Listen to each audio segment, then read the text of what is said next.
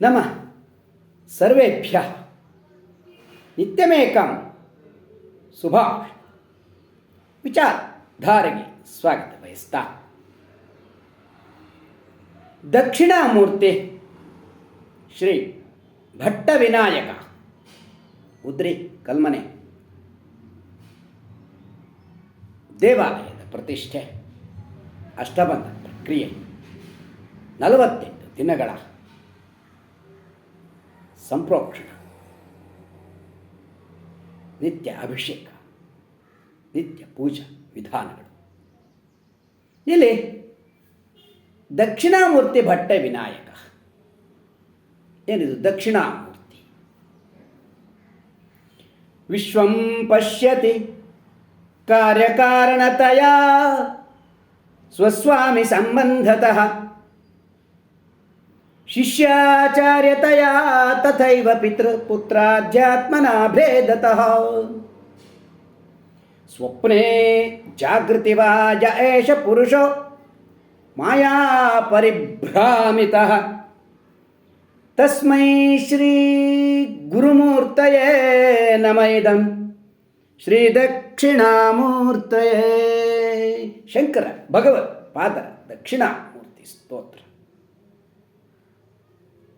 ಒಂದೊಂದು ದಿಕ್ಕಿಗೂ ಕೂಡ ಒಂದೊಂದು ವಿಶೇಷತೆಗಳು, ದೇವತೆಗಳು, ಅಧಿದೇವತೆಗಳು, ಪ್ರತ್ಯಧಿದೇವತೆಗಳು, ಪರಿವಾರ ದೇವತೆಗಳು. ಹೀಗೆ ಈ ದಕ್ಷಿಣಕ್ಕೆ ಸಂಬಂಧಪಟ್ಟಂತಹದ್ದು ಯಮ. ಯಮ ಧರ್ಮರಾಜ, ಗಣಾಧೀಶ, ನ್ಯಾಯಾಧೀಶ. ನಮ್ಮ ಪೂರ್ವ ಜನ್ಮ ಕರ್ಮದ ಫಲವನ್ನು ನೀಡತಕ್ಕಂತಹ ಎ ಜಡ್ಜ್ಮೆಂಟ್ ನ್ಯಾಯಾಧಿಪತಿ, ಗಣಾಧೀಶ, ನ್ಯಾಯಾಧೀಶ. ಇವತ್ತು ಪೂಜೆ ಮಾಡಿದ್ದೀನಿ, ನನಗೆ ಪುಣ್ಯ ಬೇಕು ಅಂದರೆ ಕಾಯಬೇಕು. You have to wait. ಕಾಲಕ್ಕೆ ಬಿಡಬೇಕು. ಕಾಲ ಗಣನೆಗೆ ನಾವು ಅಳವಡಿಸಿಕೊಳ್ಳಬೇಕು ನಮ್ಮನ್ನು ಹಾಗೂ ನಮ್ಮ ಕರ್ಮಗಳನ್ನು, ನಮ್ಮ ಕ್ರಿಯೆಗಳನ್ನು. ಯಜ್ಞ ಯಾಗಾದ ಕರ್ಮಗಳು, ವೇದಾಧ್ಯಯನ, ಶಾಸ್ತ್ರಾಧ್ಯಯನ, ಅನುಷ್ಠಾನ, ಜಪ, ತಪ, ಧ್ಯಾನ, ಯೋಗ ಇವೆಲ್ಲವನ್ನು ಅಳವಡಿಸಿಕೊಳ್ಳುತ್ತಾ ಚಿತ್ತಶುದ್ಧಿ, ಮನಃಶುದ್ಧಿ, ಆಸುರಿ ಶಕ್ತಿ ಡಿಸ್ಟ್ರಾಯ್ ಪವರ್, ಸುರಶಕ್ತಿ, ದಿವ್ಯಶಕ್ತಿ, ದೇವಶಕ್ತಿ. ಇದು ಜನರೇಟ್ ಪವರ್. ಸೃಷ್ಟಿಯ ದ್ಯೋತಕ, ಮರಣದ ದ್ಯೋತಕ, ಸ್ಥಿತಿಯ ಕಾರಕ ದಕ್ಷಿಣಾಮೂರ್ತಿ, ಗಣಾಧಿಪ ಭಟ್ಟ ವಿನಾಯಕ.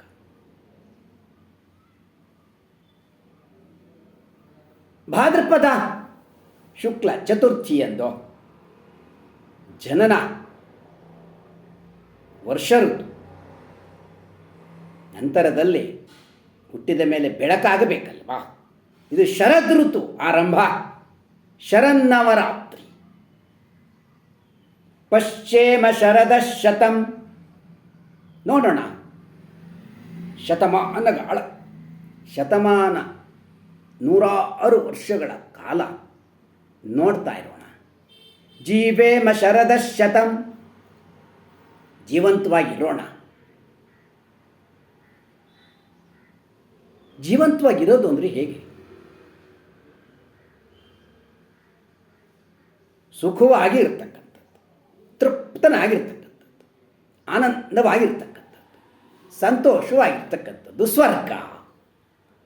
ನರಕ, ನೋವು, ಆಸ್ಪತ್ರೆ, ಶೂಲ, ಕತ್ತರಿಸುವಿಕೆ, ಆಪರೇಷನ್ಸ್, ಕೋಮಾಸ್ಥಿತಿ,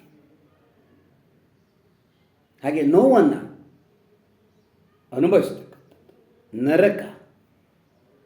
ಹಾಗಾದರೆ ಎಲ್ಲಿದು? ಮೇಲೆಲ್ಲೋ ಇಲ್ಲ. ಸ್ವರ್ಗ ನರಕ ಇಲ್ಲೇ ಇರುವಂಥದ್ದು, ನಮ್ಮಲ್ಲೇ ಇರ್ತಕ್ಕಂಥದ್ದು, ನಾವೇ ಮಾಡ್ಕೊಳ್ತಕ್ಕಂಥದ್ದು ಕೂಡ.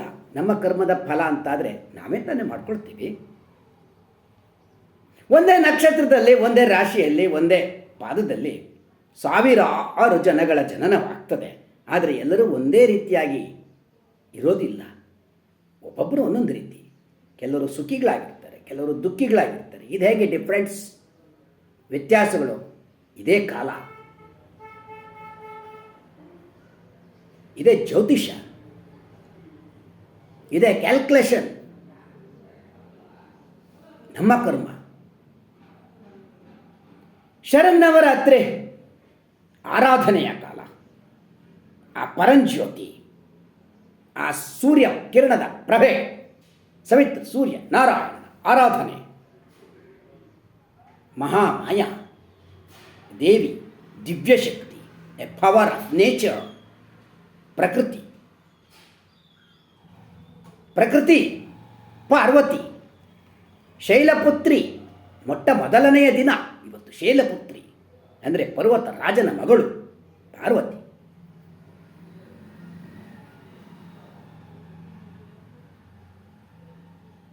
ಗಿರಿಜಾ, ಗಿರಿಯಲ್ಲಿ ಹುಟ್ಟಿರುವವಳು.